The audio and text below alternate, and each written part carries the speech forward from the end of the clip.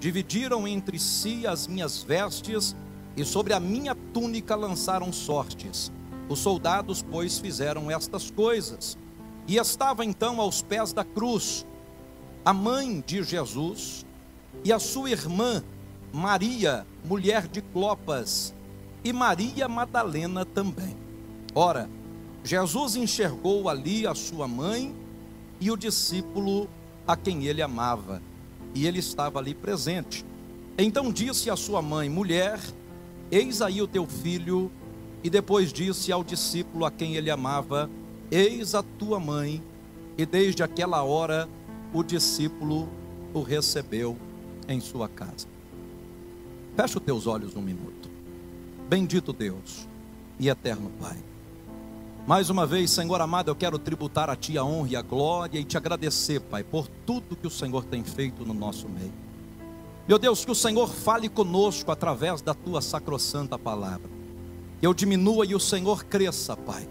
Meu Deus, que eu seja apenas um vaso, um baluarte, Pai, para transmitir a Tua palavra, Senhor amado, aos nossos corações.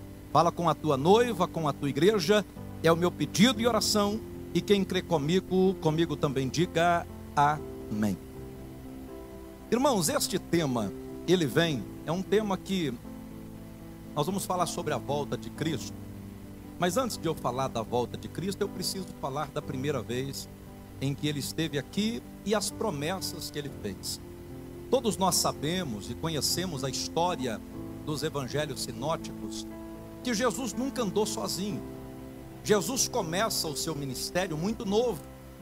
Ele tinha ainda 12 anos de idade quando já estava na sinagoga, ensinando aos fariseus, ensinando os mestres, os doutores daquela época, e isso foi chamando a atenção de todos que ali estavam. Dentro de pouco tempo, havia uma multidão que seguia o Senhor Jesus. Alguns historiadores vão falar entre 5 a 10 mil pessoas que todos os dias o acompanhavam. Uns estavam ali para ver Jesus multiplicar o pão, multiplicar o peixe. Outros estavam ali porque queriam ver Jesus curar o paralítico. Outros estavam ali porque queria servi-lo, segui-lo e o adorá-lo. Mas a Bíblia vai dizer que dentre essas pessoas levantou-se 500 discípulos, 500 seguidores, que aonde Jesus estava, esses discípulos também estavam. É claro que esses discípulos foram minguando com o passar dos dias e ficaram apenas 120. De 120 se tornou 70, dos 70 cai para 12, de 12 um nega, fica 11, e dos 11, apenas 3 o acompanhava dioturnamente. Se você ler quase todas as passagens, as parábolas, se você começar a ler Jesus, tanto entrando na Galileia, em Cafarnaum, no Getsêmani, ou em qualquer outro lugar que Jesus passava, ele sempre estava com esses 3 junto com ele: Pedro, Tiago e João. Se Jesus estava no meio do barco, ali estavam esses 3 homens. Se Jesus estava curando na casa de Jairo, ali estavam esses 3 homens. Aonde Jesus pisava, esses 3 pisavam, haja vista que cada um tinha um certo temperamento. Um era melancólico, o outro era abrupto, o outro era um camarada mais neutro. Mas a Bíblia vai dizer que esses 3, eles faziam questão de estar com Jesus todos os dias da sua vida. E a Bíblia vai dizer que nós conhecemos o Evangelho e vamos seguindo tanto Mateus quanto Marco, Lucas e o próprio João. As narrativas vai falar de milagres, de acontecimentos. As narrativas vão falar sobre multiplicação, e tudo que Jesus fez de grandeza para com aquele povo chamava a atenção do povo. E cada vez mais Jesus aderia seguidores. Eles eram meio que flutuantes, porque na mesma hora que tinha muitos seguidores, eles iam embora também, e Jesus acabava ficando apenas com os 3. Se nós pararmos para meditar, você vai ver que lá no Getsêmani, Jesus já está perto de morrer, e Jesus, sentindo que ele vai morrer, ele até chama esses 3 homens e pede: olha, fica comigo, nem que seja só 1 hora, e ora comigo. eu preciso que vocês estejam perto de mim, porque eu irei enfrentar um período ruim. Jesus já sabia da sua morte. Jesus pede para que os três fiquem no pé do monte. Jesus vai adiante, e a Bíblia vai dizer que ali Jesus faz algumas orações e umas petições a Deus. E a Bíblia vai dizer que uma dessas petições é que o cálice fosse afastado dele. Não é que Jesus não queria morrer, não é isso. Eu já vi pregadores pregar que ali Jesus tinha medo da morte. Não era. Jesus, com a sua sapiência, ele sabia que para ele salvar a humanidade, ele teria que se tornar pecado. E ao se tornar pecado, automaticamente Deus viraria as costas para ele. Ele sabia que o próprio Pai iria voltar as costas para ele naquele momento de grande dificuldade. Lá no Getsêmani, quando ele desce daquele monte, ele encontra os três discípulos mais chegados dormindo, e não conseguiram ficar ao lado de Jesus. E ali a história vai seguindo, nos dizendo que Jesus vai preso logo em seguida, e após a prisão, nós conhecemos a narrativa. Ele vai perante Pôncio Pilatos, e depois ele vai ser julgado, ele vai ser menosprezado, e agora ele é condenado à morte, condenado pela lei do próprio Moisés como um herege, e ele tem que ser levado à cruz do Calvário.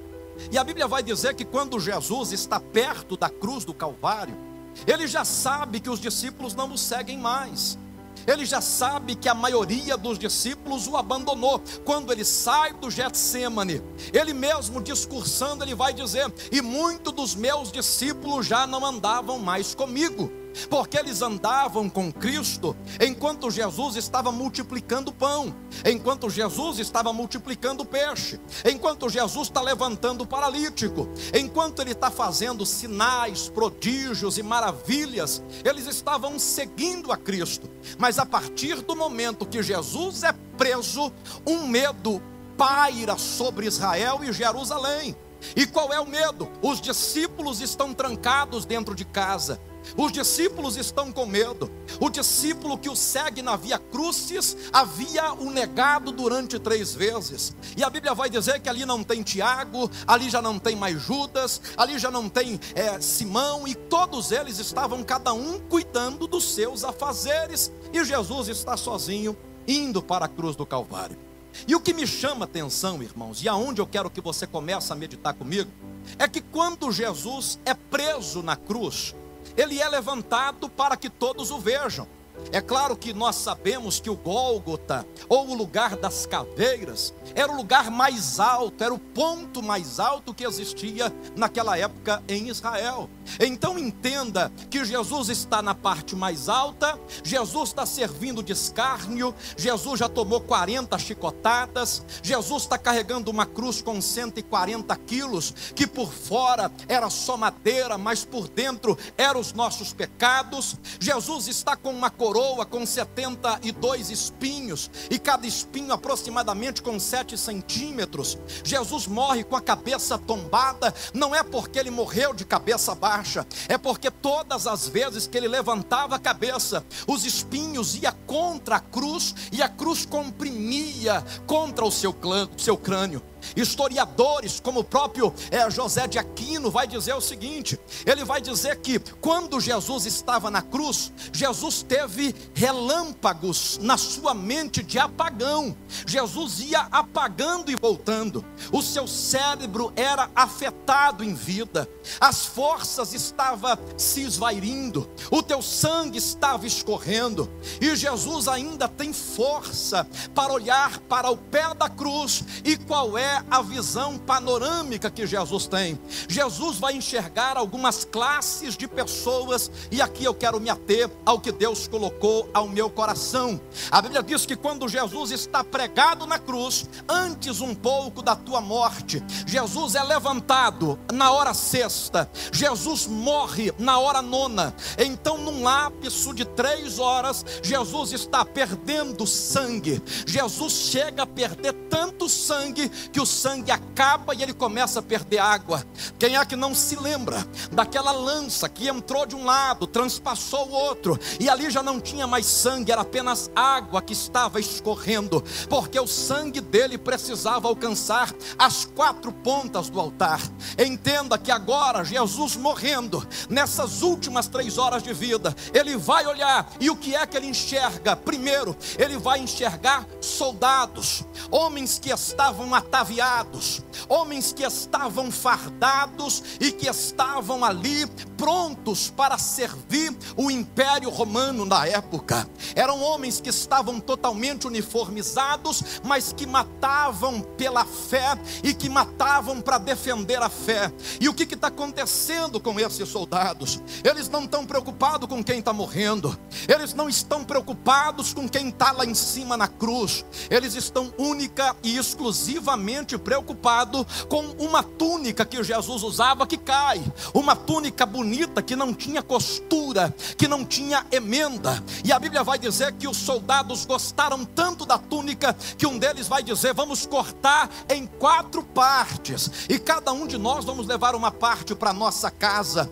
É quando um dos soldados vai dizer: não, nós vamos deixar a túnica inteira e nós vamos jogar sorte, nós vamos rodar sorte ao pé da cruz. Naquela época era um graveto que eles pegavam, marcava uma das pontas do graveto e rodava, e aonde caía era o sortudo. Então eles pegam esse graveto e começam a lançar sorte, e eles não estão preocupados com o que está acontecendo, eles não estão preocupados com o cenário. Para eles é mais um radical que está morrendo, para eles é mais um judeu, para eles é mais um rebelde, para eles é só mais alguém que está naquela cruz e o sangue escorrendo, e eles nem olhando para a cruz estavam preocupados com as vestes que Jesus já tinha deixado. Então entenda o que eu quero pregar para o teu coração. A primeira classe de pessoas que vão para o pé da cruz são pessoas que estão ao pé da cruz, mas são pessoas indiferentes, que até colocam uniformes, que até batem continência, mas que matam para defender a fé e as suas próprias intenções. Imagina você, Jesus morrendo, e eles não estavam nem preocupados com quem estava morrendo ali. E o que é que me chama a atenção é que muitas vezes nós estamos no pé da cruz, mas estamos como soldados, estamos até para servir, mas servimos com costume, servimos de qualquer jeito, preocupado mais com as coisas que estão acontecendo embaixo do que com as coisas que estão acontecendo em cima. E eu quero convidar a você nesta noite a não ficar apenas no pé da cruz por ficar. Eu quero convidar você a olhar para o alto e ver que quem está morrendo e o sangue que está descendo é para salvar a tua vida, é para salvar a tua casa, e é por causa deste sangue que você está sentado aqui hoje, porque ele levou sobre si as nossas enfermidades,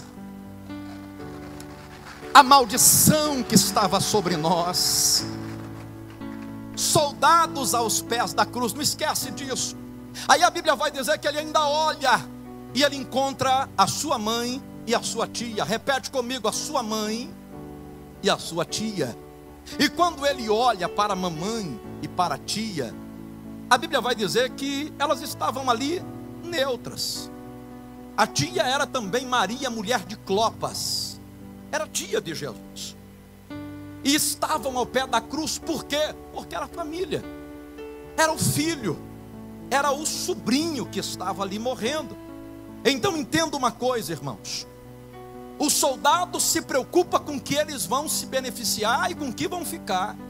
Já Maria, as duas Marias, a mamãe e a tia, elas ficam inertes, cabeça baixa, e ficam apenas se lamuriando com a própria dor, se lamuriando com a própria perca, e não olham para a cruz de forma nenhuma que chame a atenção de quem está ali morrendo pendurado. E muitos estão ao pé da cruz, sabe por quê? Porque é negócio de família. Eu estou na igreja porque papai nasceu na igreja. Eu vou para o culto porque a minha mãe me chama para ir para o culto e eu tenho que ir para o culto. Eu vou para a igreja porque o meu tio, a minha tia é pastor, ou é dirigente, ou é um líder, está no pé da cruz, mas é coisa de família. E a Bíblia vai dizer que Jesus continua olhando, e ele está vendo a mãe e não chama a atenção dele. Ele vê os soldados, eles estão inertes, preocupados com as roupas e preocupados em jogar sorte, e também não chama a atenção dele. Então ele olha para uma terceira Maria, Maria Madalena. Essa tinha história com Jesus. Essa era aquela mulher pega em ato de adultério. A Bíblia vai dizer que Jesus olhou para ela quando todos estavam com pedras na mão para o apedrejar. E a Bíblia diz que Jesus senta, Jesus escreve, Jesus olha para aquela mulher. Os perseguidores estão olhando para ela e dizendo: tu tens que morrer pela lei de Moisés, porque és uma adúltera. E Jesus se levanta a favor daquela mulher. Jesus não deixa ela morrer. Jesus o defende e diz: olha, quem de vocês aqui não tem pecado, que atira então a primeira pedra.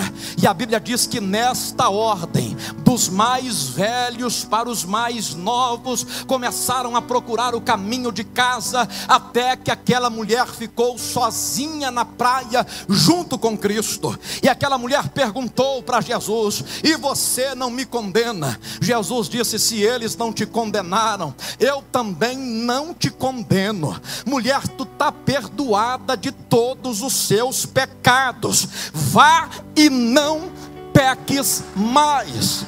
Eu estou falando de uma Maria que recebeu perdão.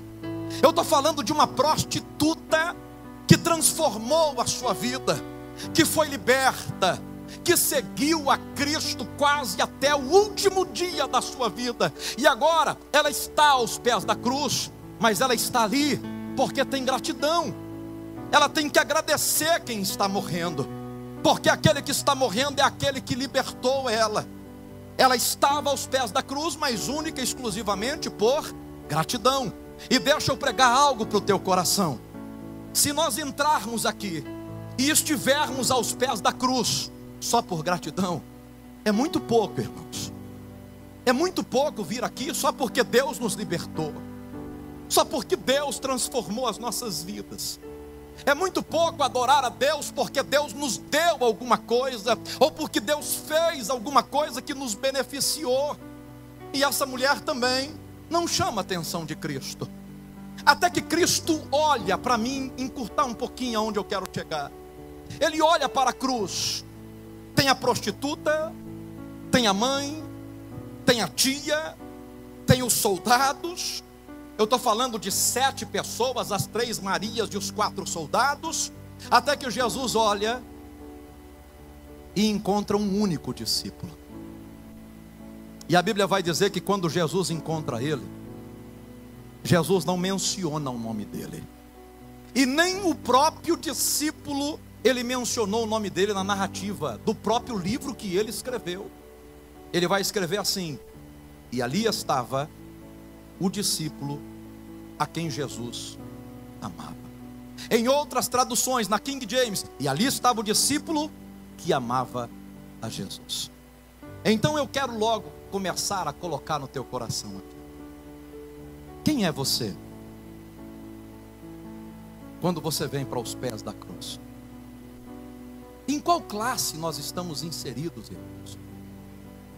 João estava ao lado de Cristo, e olha o que vai dizer o texto, presta atenção nisso. O texto vai dizer, irmãos, que João era aquele que colocava a cabeça no peito de Jesus, só para ouvir as batidas do coração dele. João era aquele que o amava. Jesus era aquele camarada melancólico, que aonde Jesus estava, parece que eu vejo João, ele sentava ao lado, ele queria sempre estar do lado de Jesus.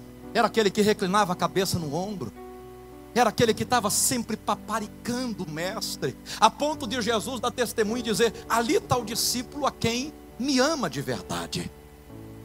E o que a Bíblia vai dizer é que o próprio João, ele vai receber uma mensagem de Cristo e vai dizer o seguinte: ele olha para a mãe e diz: olha, filha, já não é mais mãe, é filha, porque agora já não está falando como filho, mas estava falando como Deus, como Rei dos Reis e como Senhor dos senhores. Olha como é que inverteu a posição. Ele até então chamava ela de mãe, agora vai olhar para Maria e no original chama ela de filha e diz para ela: eis aí o teu filho. Olha para ela e diz: eis aí a tua mãe. E a Bíblia diz que naquele dia o discípulo, ele vai morar junto com Maria, na casa em que Jesus estava. E aonde é que você quer chegar, pastor? Repete comigo assim: o discípulo que amava Jesus. Se você parar para estudar a história, se você parar para fazer uma análise, primeiro, os soldados nunca mais apareceu na história. Maria, a mãe e a tia de Jesus, morreu, foram sepultadas e nunca mais apareceu na história. Se você olhar para a prostituta, ela teve os seus méritos, foi liberta, uma mulher santa, mas porém, após a libertação, ela morre, é sepultada e nunca mais a sua história é contada. Agora eu estou falando de alguém que está no pé da cruz porque ama a cruz, alguém que ama quem está morrendo por ele. E a Bíblia vai dizer que então Jesus morre, é sepultado, ele é colocado dentro de um sepulcro virgem. Alguém vai chegar até este sepulcro, depois que ele está morto, vão tentar tirar o corpo dele, porque naquela época ladrão morria, era jogado no monturo e ali ficava, até que entrava em estado de putrefação e acabava. Agora a Bíblia vai dizer que ele é colocado num sepulcro virgem de um discípulo oculto chamado José de Arimateia, que era um senador da época, que tinha uma transportadora de navios, um homem muito rico. E a Bíblia vai dizer que quando eles ficam sabendo que Jesus é morto e que Jesus está sepultado nas terras de José de Arimateia, quem é que vai lá primeiro? As Marias. Elas vão lá para quê, irmãos? Elas vão lá para levar aloés, mirra, terebinto, especiarias e ervas, para tentar perfumar o corpo de Jesus. E olha o que vai dizer o livro de Mateus 28, quando elas vão chegando, tem alguma coisa estranha, porque o sepulcro que estava fechado com uma pedra de 2 toneladas, a Bíblia vai dizer que agora ele já não está mais fechado, mas esse sepulcro estava aberto e a pedra estava como que de lado do sepulcro. E essas mulheres chegando, o que é que elas vê? Elas vê um anjo sentado em cima desta pedra. E parece que eu estou vendo o anjo dizer: eu estava esperando vocês duas aqui.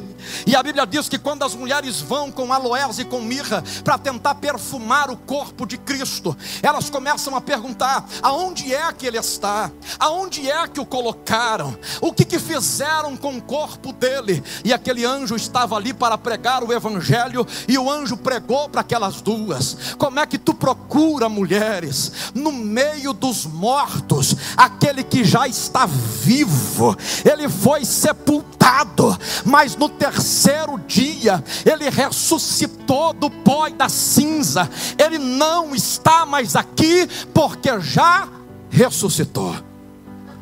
É a mensagem que elas recebem. Entra comigo aqui no que Deus quer falar. Me acompanha no raciocínio e na história. A Bíblia vai dizer que essas mulheres saem de lá o procurando, e o anjo tem uma mensagem para elas: diga para os meus discípulos que eu irei encontrá-los, e diga para Pedro que eu vou lá na Galileia ter um encontro com ele, aonde eu encontrei pela primeira vez. Olha o que vai dizer o texto: Jesus ressuscita, segundo a história, ele fica 40 dias num corpo glorificado, aparecendo.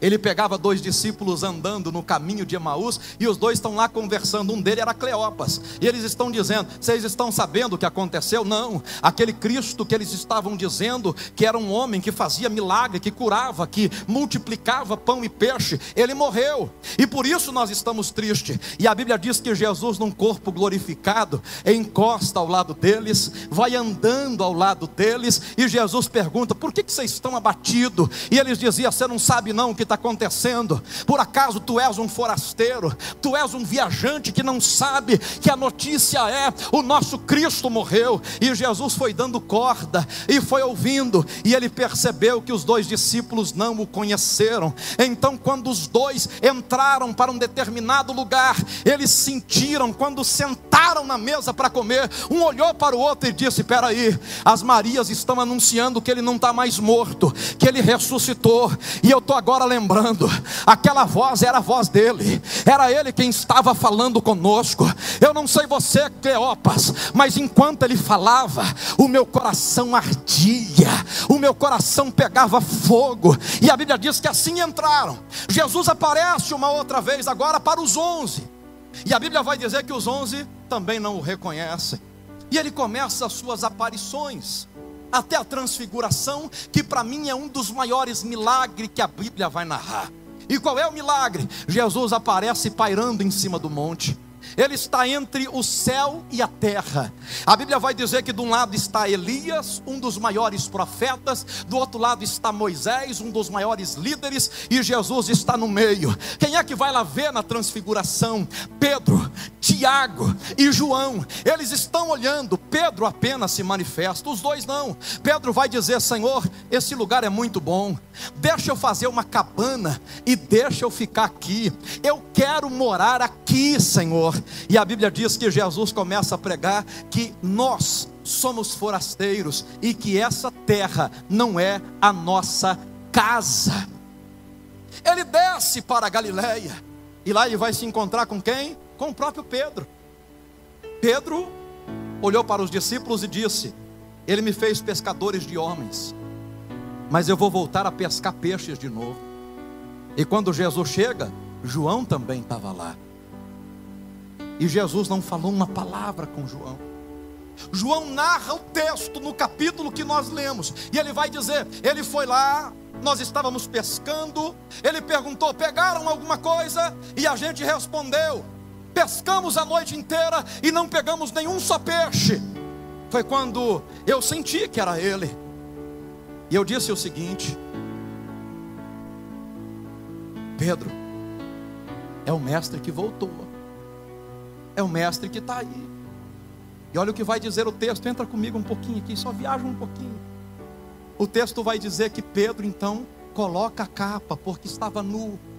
Vem ao encontro de Jesus. Irmãos, Jesus assa pão e peixe na brasa, deixa prontinho, deixa para eles comerem, mas ele chama Pedro em particular e vai conversar com Pedro e vai perguntar: Pedro, tu me amas? Porque tinha negado quantas vezes, igreja? Então ele pergunta a primeira vez: tu me amas? E ele diz: te amo, Senhor. Ele diz: apacenta as minhas ovelhas.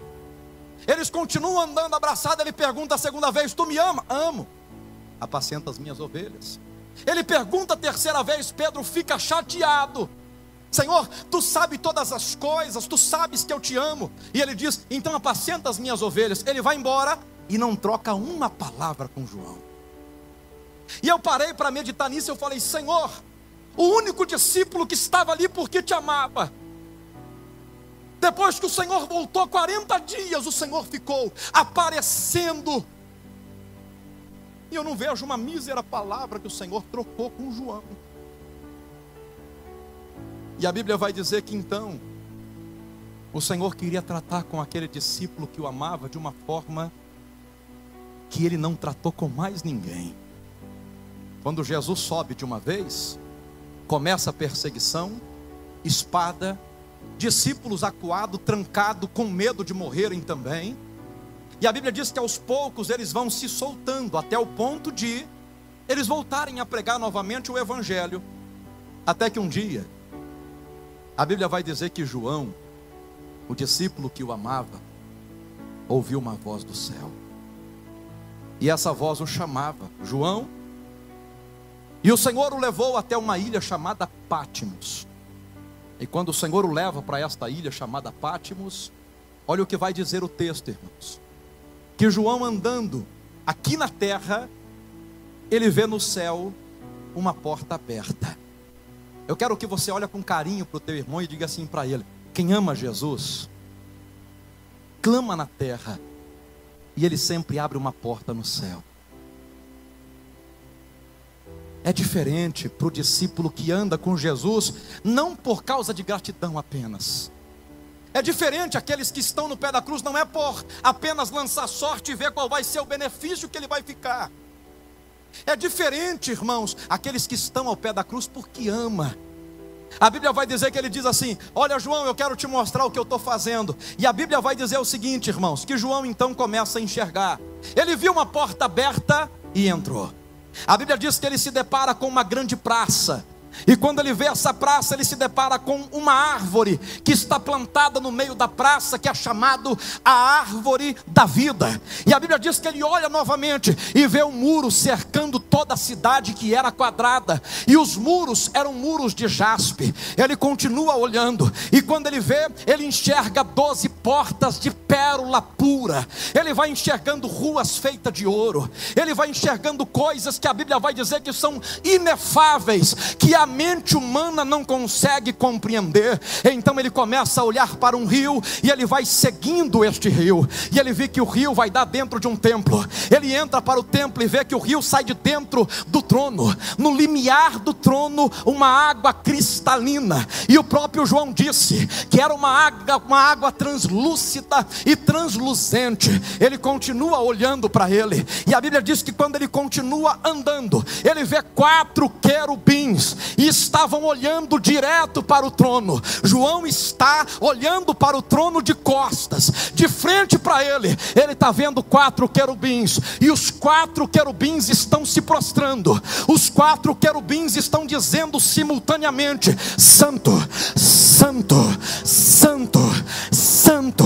E a Bíblia vai dizer que João está atônico, querendo entender. É rio de um lado, é querubim cantando do outro. Ele vai querer ver quem está no trono. Então João começa a ouvir, capítulo 4 de Apocalipse. Ele ouve vozes, ele ouve relâmpagos, ele ouve então trovões. E diz a Bíblia Sagrada que ele então anda um pouquinho adiante e vê 24 anciões. Ele vê 4 seres viventes. E como é que está os 24 anciões e os 4 seres viventes? Um com rosto de homem, outro com rosto de águia, outro com rosto de leão, outro com rosto de querubim. Eles estão dizendo simultaneamente, um para o outro: Santo, Santo, Santo, Santo é o Senhor dos exércitos. E diz que João, ele vai andando à frente. E eu quero imaginar, meu irmão, que João já tinha passado a sala do banquete, ele já passou a sala do tesouro, e quando ele entra na sala do trono,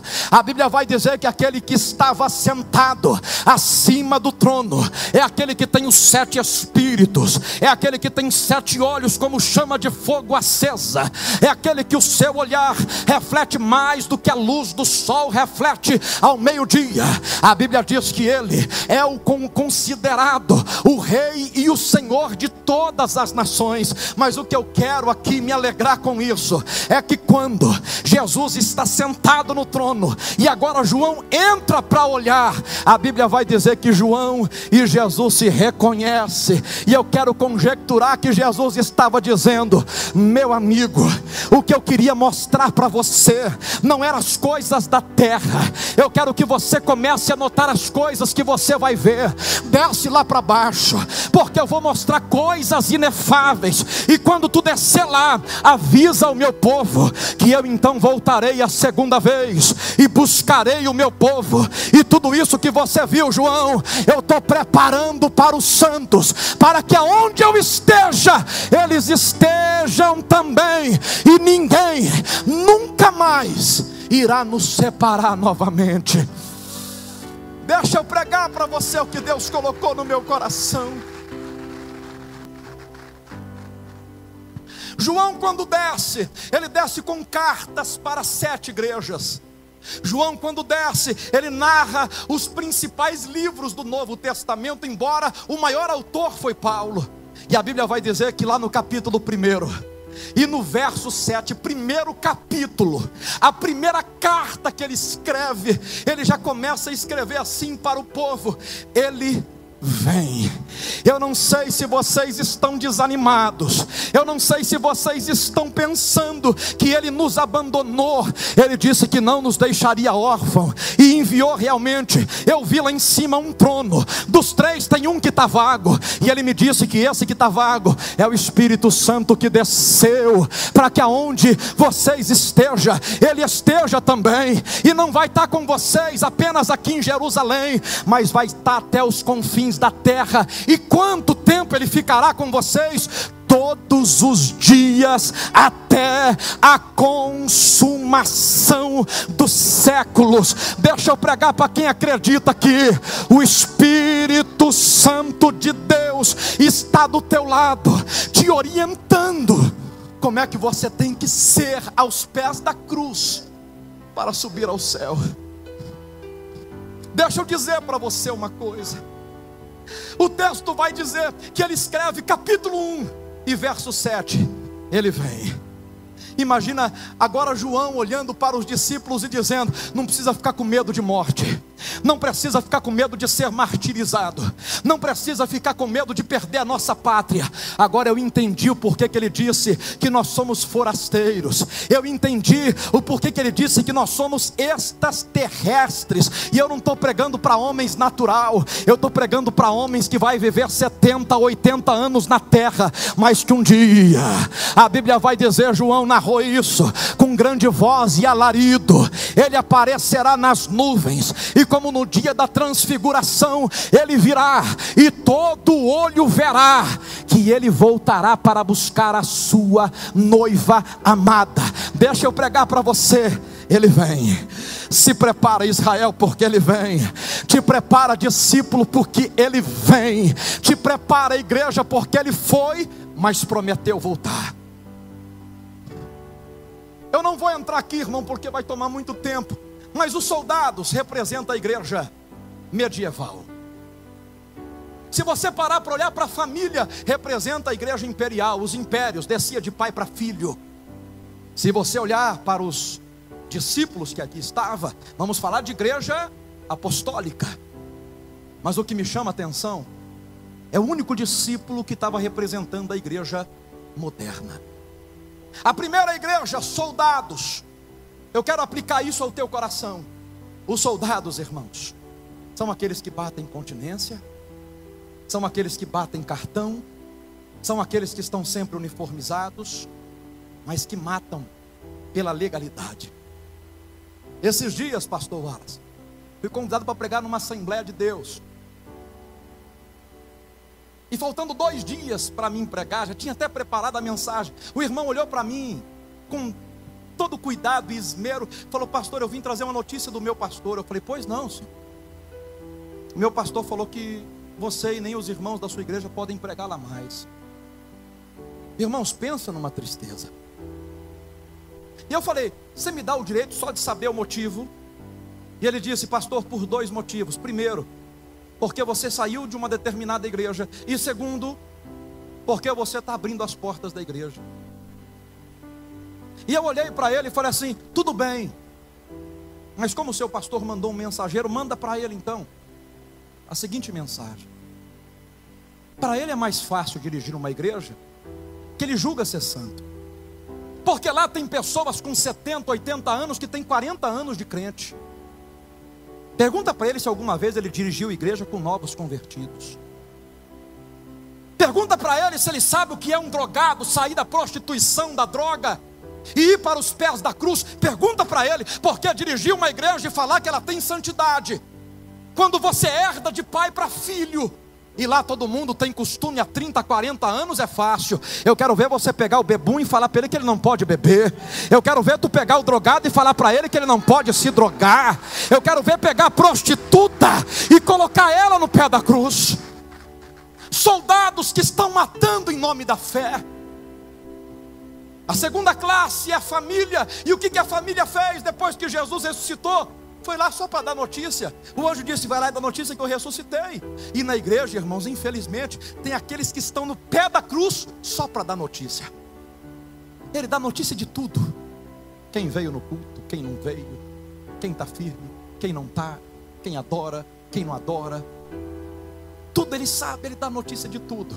Mas eu vim falar de uma outra notícia para você. Hoje nós temos um noticiário, irmão, que é uma podridão. Todos os escândalos cristãos eles estão jogando por aí. Mas uma coisa eu quero só ver, irmãos. Eu quero ver o que João pregou, o que ele viu quando o Senhor o arrebatou. Eu não sei se vai ser William Bonner, eu não sei se vai ser Lilian Whitfield, eu não sei se vai ser Sidney Moreira com aquela voz bonita, e nem quero saber também quem vai ser. Mas eu sei que um dia eles vão ter que ir lá para o noticiário com os seus ternos e com as suas gravatas, e vão ter que dizer: atenção, atenção, algo inesperado acontece na terra. No Brasil, cerca de 40 milhões de crentes sumiram sem deixar vestígio. O chuveiro está ligado, o banheiro está trancado pelo lado de dentro, a mãe arromba a porta, a filha não está. As grávidas fizeram ultrassom, grávida de 9 meses, a criança era santa, procurou a criança, não achou. Ela fez ultrassom, não deu nada. Ela foi procurar, não sabia onde estava. Ela vai começar a dizer: atenção, está chegando agora a notícia. Imagina esses homens da Globo dizendo: chegou notícia agora do transatlântico. Olha, homens que estavam na tripulação de navio sumiram, ninguém sabe aonde está. A roupa está no lugar, a carteira está no lugar, o dinheiro está no lugar, o carro pode ficar tudo, a casa ficou aí, mas sumiram. Homens estão dizendo lá do avião, chega a notícia: homens no ar sumiram sem deixar vestígio. Eles colocam o IBGE na rua, colocam o censo na rua. Eu quero ver quando eles der a notícia. Imagina eles virem depois de 30, 40, 50 dias de censo. Eles vão ter que abaixar o olho e vão ter que dizer: atenção, atenção, os 40 milhões de brasileiros que sumiram era aqueles crente quadrado que carregava a Bíblia debaixo do braço e que dizia que um dia Jesus iria voltar. Esses 40 milhões de pessoas que sumiram do Brasil eram aqueles meninos e mulheres menosprezados que nós falávamos que era quadrado. Aonde eles estão? Eles sumiram no ar. Eles foram morar com Jeová. Olha para um irmão e diga: Ele vem. Te prepara, porque Ele vem. Jovens, Ele vem. Adolescentes, Ele vem. Crianças, eu estou pregando é para discípulo aqui também. Alaburde do Camúcia. Eu estou pregando, irmãos, para dizer para você que a mensagem central do Evangelho Ele entregou para o homem que mais o amava, e Ele escreveu: Ele vem. Irmãos, o que acontece conosco que a gente não abre os nossos olhos? E cá para nós, irmãos, o que falta mais acontecer para a gente enxergar que Jesus está vindo? Ele disse: nos últimos dias vocês serão odiados por todas as gentes, serão levados aos sinédrios. Aqueles que me seguirem, se prepara, porque os teus inimigos irão morar dentro da tua própria casa. É um tempo de pai contra filho, filho contra pai, nação contra nação, família contra família, reino contra reino. Haverá peste, fome, terremoto em todos os lugares do mundo. A Bíblia diz: mas olhai para essas coisas que são sinais dos princípios das dores, mas ainda não é o fim. A Bíblia vai dizer, irmãos, que vai se multiplicar a ciência. É claro que um pastor olha para mim e fala: você não pode pregar porque não tem santidade. Sabe por quê? Porque papai dele e ele dirigiram uma igreja 40 anos atrás. E 40 anos atrás, sabe o que os crentes tinham? Casa, igreja, escola. Casa, igreja, escola. Hoje, eu quero ver dirigir igreja hoje, que tudo está no Facebook, tudo está no Instagram. Pessoas hoje pensam 2, 3, 4 vezes até para chorar dentro da igreja, porque tem medo de alguém tirar uma foto e colocar, tem medo de ser deboche para com as pessoas. Mas deixa eu te pregar uma coisa, e isso precisa entrar no teu coração definitivamente.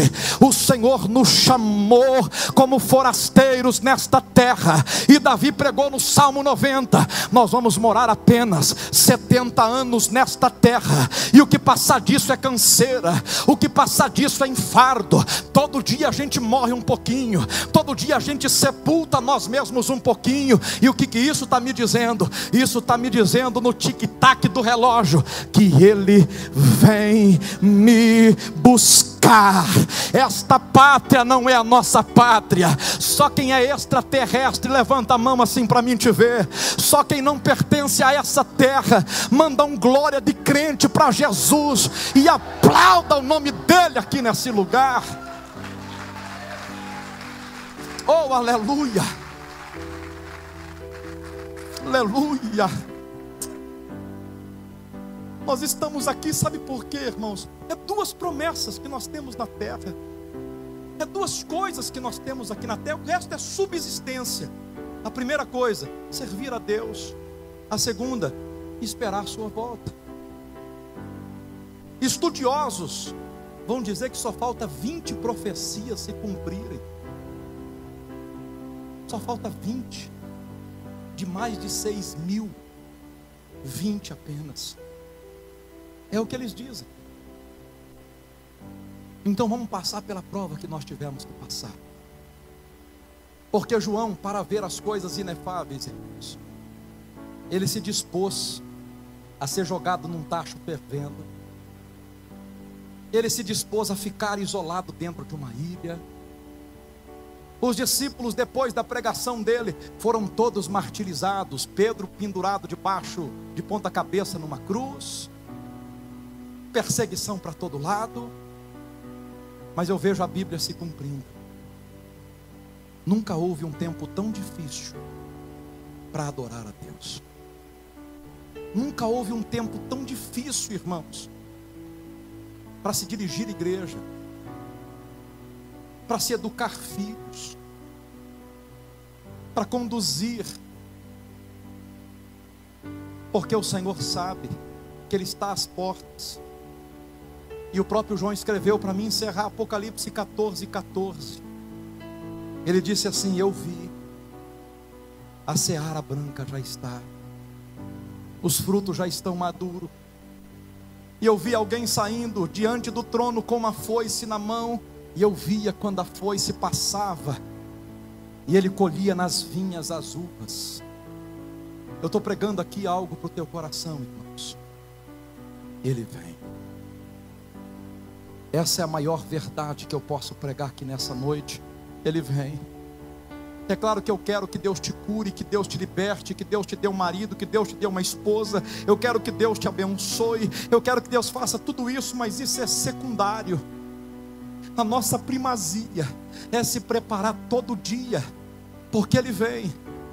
Uma certa feita em Itanhaém, eu estava pronto para pregar. Quando eu ia pregar, o Senhor falou comigo: está vendo a filha da irmã Adriana, líder do ciclo de oração? Eu falei: tô. Ela vai pregar. Eu falei: Senhor, é impossível. Ela tinha 2 aninhos de idade. O Senhor falou: dá para ela que ela vai pregar a palavra hoje. Igreja, irmão, lotada, um culto de domingo. Eu obedeci e falei: traz a Daiane aqui, Adriana, que Deus falou para mim que ela vai pregar. Ela olhou para a mamãe e falou: mamãe, eu não sei pregar, só sei cantar. Eu falei: filha, me ajuda, faz alguma coisa, porque Deus falou que é você que vai trazer a palavra. Na hora que ela pegou o microfone, ela não sabia nem segurar o microfone. Ela só disse isso, adolescentes. Uma estrofe de uma canção. Eu lembro até do jeitinho, teu colação. Foi assim que ela falou: parar de bater agora. Para onde é que você vai? Ela olhou para mim e falou: pronto, pastor. E ali os jovens começaram a chorar. O pastor começou a chorar. As irmãs começaram a chorar. Porque o maior erro do homem é pensar que é eterno em relação a essa terra. Essa terra é passageira. Essa terra vai tudo acabar. Tudo aqui vai passar. Os nossos dias é como um conto ligeiro.